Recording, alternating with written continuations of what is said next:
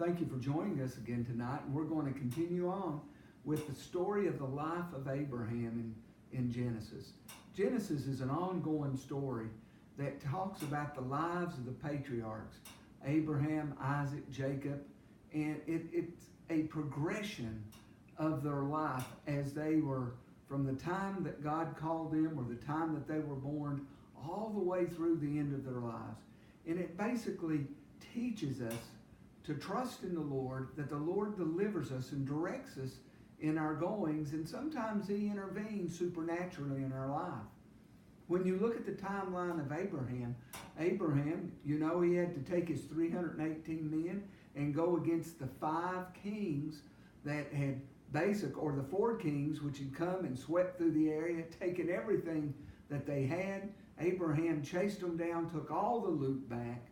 It was shortly after that the Lord appeared and made covenant with Abraham and basically told Abraham, you're going to have a son by Sarah, or you're going to have a son. But Abraham and Sarah, they got a little ahead of themselves, and that's where Ishmael was born by Hagar, the Egyptian. But now, here Lot has already been in Sodom and Gomorrah, and the judgment came to them. Lot has already fled to the mountains. Abraham doesn't know where Lot is. And Sodom and Gomorrah is completely destroyed. Now let's pick up in Genesis 21. Now Abraham, after the destruction of Sodom and Gomorrah, he was staying at Mamre, which was right there at Hebron, which is a little bit to the west of midway of the Dead Sea. But now he's going to journey further south and west towards the Mediterranean Sea to a place called Gerar. And it is a Philistine city. It is a city there in the plain, southwest of Hebron, towards the Mediterranean Sea. And he comes up to this character called Abimelech. And there he is, and he is the king of that city. In fact, Abimelech means Abi, Ab, father, Abi, my father, Malik, the king. My father, the king. And that's what Abimelech means, my father, the king. And the Philistines use this name more as a title than an actual name, like president, like Pharaoh. But it's not their actual name, but it's what they are referred to as. And there, when Abraham comes to Abimelech, there at his city of Gerar, can you imagine what Abimelech felt? Because it had only been about 12, 13 years ago at the most that Abraham had went against an army of raiders and took back everything. And I believe Abimelech thought, maybe this guy's coming to take over my city. But Abraham came in peace. But when Abimelech saw Sarah, now I want you to understand, Sarah was a 90-year-old woman, or 89 at this point. And God already told them in the previous chapter, you're going to have a baby about this time next year.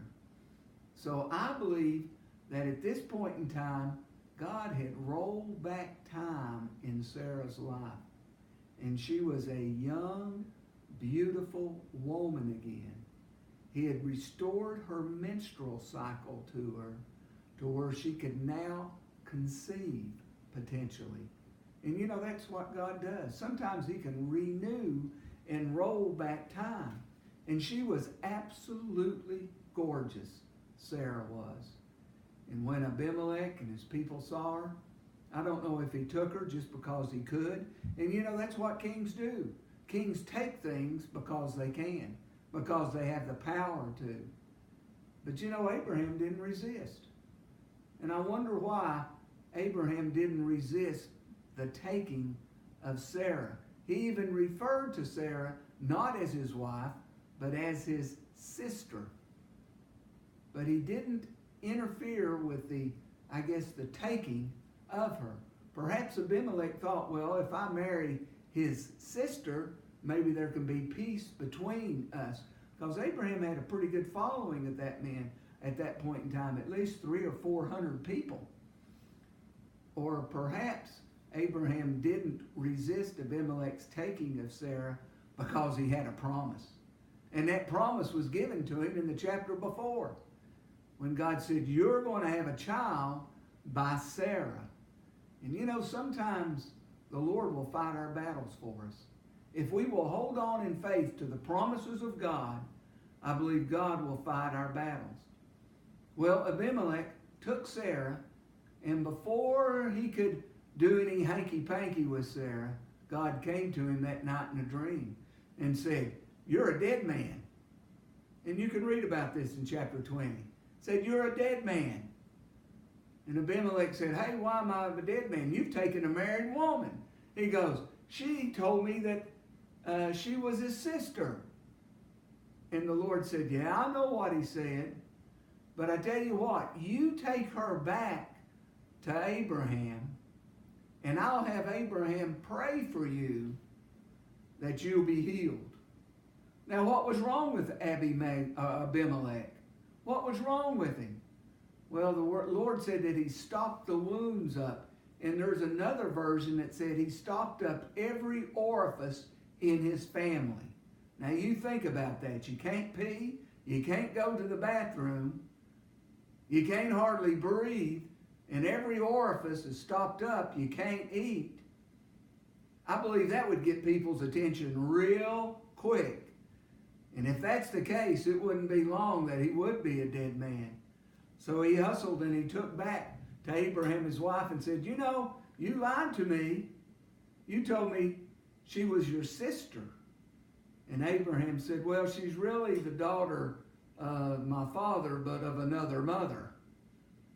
But in reality, she was actually his niece, because the Jewish people believed that she was the daughter of one of Abraham's brothers that he married before he left Haran. But anyway, Abimelech gave back 1,000 pieces of silver, he said, to cover the eyes of Sarah. And a lot of people believe that was to put a veil over her because she was so beautiful and to indicate that she was married. He gave him cattle, gave him sheep and servants. And then he said, you can stay here and just pick you out a place where you want to be. Folks, sometimes it's good to hold on to the promises of God and let the Lord fight your battles.